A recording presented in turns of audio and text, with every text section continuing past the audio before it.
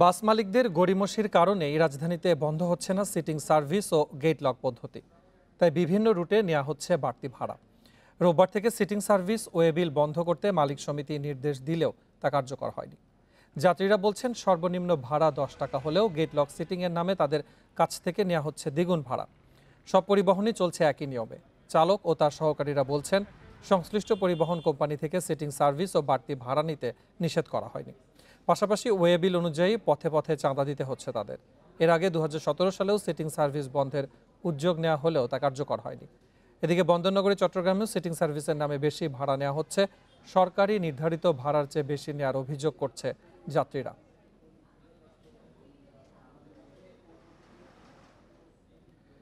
সরকার নির্ধারিত ভাড়া আমলে না নিয়ে এখন ইচ্ছে মতো ভাড়া নিচ্ছে দূরপাল্লার বাস মালিকরা। এই নিয়ে যাত্রীরা ভোগান্তিতে পড়লেও অভিযোগ অস্বীকার করছে মালিক সমিতি। ভাড়া সমন্বয় নিয়ে বিআরটি এর ভূমিকা নিয়েও প্রশ্ন তুলেছেন ভুক্তভোগীরা। বাস ভাড়া বৃদ্ধি নিয়ে যাত্রী অসন্তোষ বেড়েই চলেছে। সরকারিভাবে কিলোমিটার প্রতি 1 টাকা 80 পয়সা ভাড়া নির্ধারণ করা হলেও দূরপাল্লার বেশিরভাগ পরিবহনে অতিরিক্ত ভাড়া নেওয়ার অভিযোগ করছেন যাত্রীরা। দূরত্ব বিবেচনায় সিলেট থেকে ঢাকা পর্যন্ত সর্বোচ্চ ভাড়া 450 টাকা হওয়ার কথা থাকলেও নেওয়া হচ্ছে 570 টাকা। একই অবস্থা সিলেট থেকে চট্টগ্রাম এবং উত্তরবঙ্গগামী বাসগুলোতেও। চট্টগ্রাম থেকে ঢাকা রুটে ভাড়া বেড়ে দাঁড়িয়েছে 580 টাকা। জনগণের মতামত নেওয়া মানে এটা হাস্যকর স্যার, আর কিছু না। আমি জিজ্ঞেস করে লাভ কি? আপনারা আমার মতামত দিয়ে তারা করবে নাকি, কোনো ডিসিশন নিবে? সরকারের হস্তক্ষেপ জরুরি, কারণ দেখা গেছে যে অনেকে ঝামেলায় পড়ে যাবে। আরিচা হয়ে ঢাকা খুলনা রুটে নন এসি বাসের ভাড়া 550 থেকে বেড়ে দাঁড়িয়েছে 690 টাকা। ময়মনসিংহ থেকে ঢাকাগামী এনা পরিবহনে ভাড়া বেড়েছে 40 টাকা। তবে রংপুর থেকে ঢাকার ভাড়া 500 টাকা থেকে হয়েছে 700 টাকা। মালিক সমিতি থেকে নির্ধারিত যে ভাড়া যেভাবে করছে আমরা সেভাবেই ভাড়াটা নিচ্ছি। এটা কম্পিউটারে ওভাবে করে দেওয়া আছে, নির্ধারিত করে দিয়েছে, সেটা দিয়া লাগতেছে। মালিক সমিতিতে বলছে তারা, তা আমাদের মাথায় তো কাঁঠাল ভাঙ্গা হচ্ছে। সাধারণ জনগণ যাইতে হয়, আমরা তো প্রতিকার করে পারবো না। ইচ্ছামতো ভাড়া আদায়ের বিষয়ে পরিবহন মালিকরা বলছেন ভিন্ন কথা। ডিজেলের দাম বাড়াই আমাদেরকে এমন একটা জায়গা নিয়ে পৌঁছে গেছে, এই পরিবহন শিল্প বাঁচবে না, মরে যাবে। আমরা লকডাউনে আমরা যেভাবে ক্ষতিগ্রস্ত হয়েছি, আমরা আমাদের দেওয়ালে পিটিয়ে গেছে। অনেক জেলাতে সিএনজি চালিত পরিবহনেও বাড়তি ভাড়া আদায়ের অভিযোগ করছেন যাত্রীরা। বেশিরভাগ জেলাতেই সরকার নির্ধারিত ভাড়ার তালিকা এখনও টাঙানো হয়নি কোনো পরিবহনে। রেশমি নন্দী, ইন্ডিপেন্ডেন্ট নিউজ। এই নিয়ে আরো জানাতে এবারে চট্টগ্রাম ও রংপুর থেকে যোগ দিচ্ছেন সহকর্মীরা। প্রথমেই চট্টগ্রাম থেকে জানাবেন ইফতেখার ফয়সাল। ইফতেখার, আপনি চট্টগ্রামে এই যে ভাড়ার তারতম্য নিয়ে আসলে যাত্রী এবং মালিক সমিতি যারা রয়েছে তাদের মধ্যে কি ধরনের মতামত দেখছেন এবং এটি নিয়ন্ত্রণের ক্ষেত্রে আসলে প্রশাসনের কোনো ধরনের ভূমিকা লক্ষ্য করছেন কিনা? প্রথমে একটি বিষয় বলে রাখি, সেটি হচ্ছে আপনি জানেন দূরপাল্লার বাসের ক্ষেত্রে বিআরটিএ তারা নতুন করে যে ভাড়া নির্ধারণ করেছে তার একটি তালিকা তারা তাদের সাইটে প্রকাশ করেছে।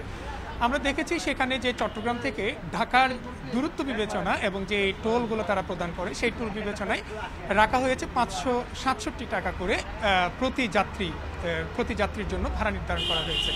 কিন্তু আমি এই মুহূর্তে আছি চট্টগ্রাম নগরীর গরিবুল্লাহ শাহ মাজার এলাকার যে বাস কাউন্টারগুলোর সামনে। এখানে কিন্তু আমরা দেখতে পাচ্ছি প্রায় প্রতিটি বাস কাউন্টারেই কিন্তু ঢাকার যে ভাড়া সেটি নেওয়া হচ্ছে 580 টাকা, এবং এটি যদি আমরা সরকার নির্ধারিত যে ভাড়া সেই ভাড়ার তুলনায় প্রায় বলা যায় যে 13 টাকা বেশি।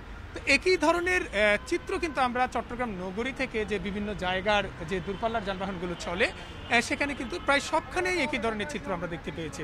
বিশেষ করে ঢাকা চট্টগ্রাম মহাসড়কে এই যে বাড়তি ভাড়া নেওয়ার যে প্রবণতা সেটি কিছুটা কম হলেও আমরা দেখেছি যে চট্টগ্রাম কক্সবাজার মহাসড়কের ক্ষেত্রে কিন্তু দূরত্ব বিবেচনায় ভাড়া কিন্তু 300 টাকারও কম হওয়ার কথা, কিন্তু আমরা দেখছি সেখানে এখন প্রায় আগের ভাড়া যেটি 250 টাকা ছিল সেটি 100 টাকা বাড়িয়ে 350 টাকা করা হয়েছে।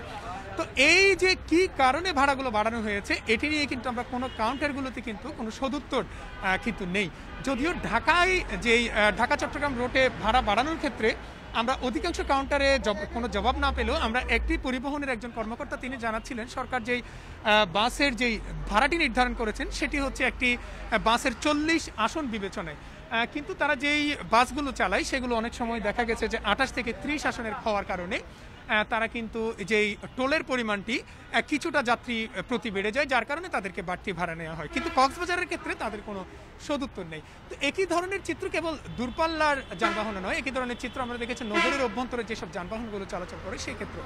যদিও মেট্রোপলিটন পুলিশ এবং বিআরটি এর উদ্যোগে আমরা দেখেছি যে রাস্তায় বিভিন্ন স্টিকার লাগানো হচ্ছে যে কোনটি ডিজেল চালিত, কোনটি সিএনজি চালিত, কিন্তু এরপরও আমরা দেখেছি সিএনজি চালিত অনেক যানবাহনও এখনও যে বাড়তি যে ভাড়া নির্ধারণ করা হয়েছে সেই নির্ধারিত ভাড়া অনুযায়ী যাত্রীদের কাছ থেকে টাকা আদায় করছে।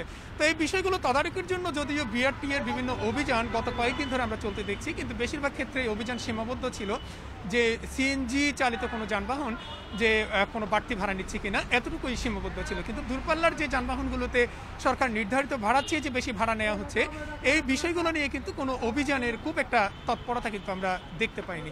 আর পরিবহন মালিকরা বারবারই অস্বীকার করে আসছেন, তারা বলছেন যে তারা বাড়তি ভাড়া নিচ্ছেন না, এমনটি বলছেন। এবং তারা যদিও আজকে সকালেও আমাদেরকে একজন পরিবহন নেতা তিনি দাবি করেছেন যে প্রত্যেকটি বাসে তারা ভাড়ার তালিকা টাঙিয়ে দিয়েছেন। কিন্তু এই মুহূর্তে আমি গরিবুল্লাহ শাহ মাজার এলাকায় আসার পর এখানে বেশ কয়েকটি বাস দেখেছি, কিন্তু কোনো বাসে কিন্তু আমরা ভাড়ার যে তালিকা সেই তালিকায় কিন্তু এমনকি কোনো কাউন্টারও আমরা দেখতে পাইনি।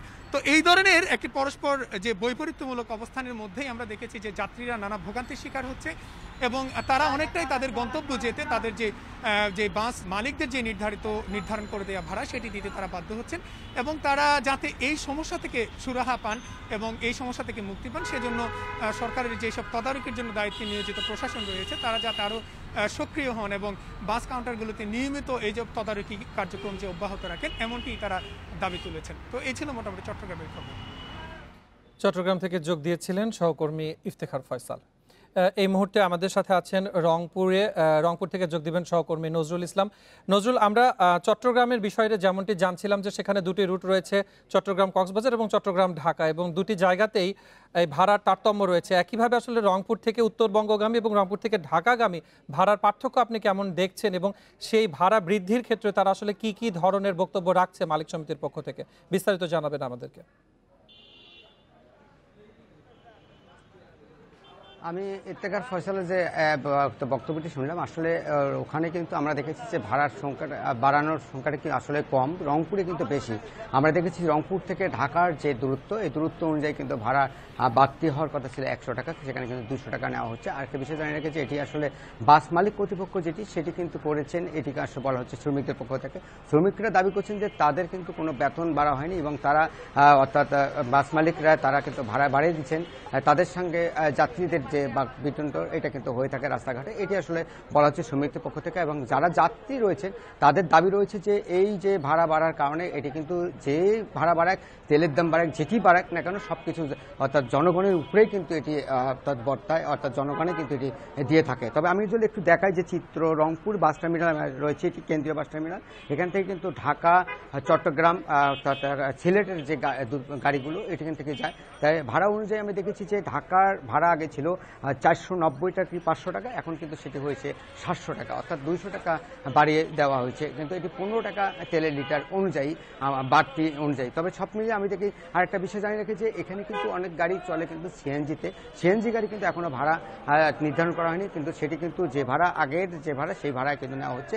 তবে বিআরটির কর্তৃপক্ষের সাথে আমার কথা হয়েছে, তারা যেমনটি জানিয়েছেন যে তারা অর্থাৎ তাদের ম্যাজিস্ট্রেট এবং পুলিশ প্রশাসন নিয়ে তারা অভিযান করবেন এবং যে গাড়িগুলো সিএনজি আছে এই সিএনজি স্টিকার লাগানো হবে। এটি কিন্তু রংপুরে এখন পর্যন্ত কোনো গাড়িতে স্টিকার কিংবা সিএনজি যে চলে এটি কিন্তু এখন পর্যন্ত লাগানো হয়নি। আমি একটু আগেই বিআরটি এর যিনি এখানকার পরিচালক রয়েছেন তার সঙ্গে কথা হয়েছে, তিনি যেমনটি জানিয়েছেন যে পুলিশ প্রশাসনের সাথে কথা হয়েছে, জেলা প্রশাসনের সঙ্গে কথা হয়েছে, তারা অতি দ্রুত এই বিষয়টি নিয়ে সরকারের নির্ধারিত যে ভাড়া এটি নিয়ে তারা আলোচনা করে এবং ভাড়া যাতে জানি আর জনগণের কাছ থেকে বেশি না নিতে পারে সেটি আসলে তারা দেখবেন, এটি আসলে বলা হচ্ছে। তবে আরেকটা বিষয় জানিয়ে রেখেছি যে রোড অনুযায়ী আমরা দেখেছি যে রাজশাহীর যে গাড়িগুলো চলাচল করছে, আমি সকালে রাজশাহী কাউন্টারে গিয়েছিলাম, সেখানে দেখেছি যে রাজশাহীর ভাড়া 460 টাকা, সেখানে কিন্তু আগে যখন ভাড়াটা আমরা দেখেছি যে 250 থেকে 280 টাকায় ছিল, সেটি কিন্তু আমরা দেখেছি যে রোড অনুযায়ী ভাড়া সেখানেও বাড়তি রয়েছে। তবে বরাবরই আমরা দেখেছি যে যাত্রীর যে দাবি এই দাবি অনুযায়ী কিন্তু কখনো ভাড়ার যে কমানোর ব্যবস্থা এটি কিন্তু নেই। তবে রেল স্টেশনে আমরা গিয়েছিলাম, সেখানে দেখেছি যে রেলের ভাড়া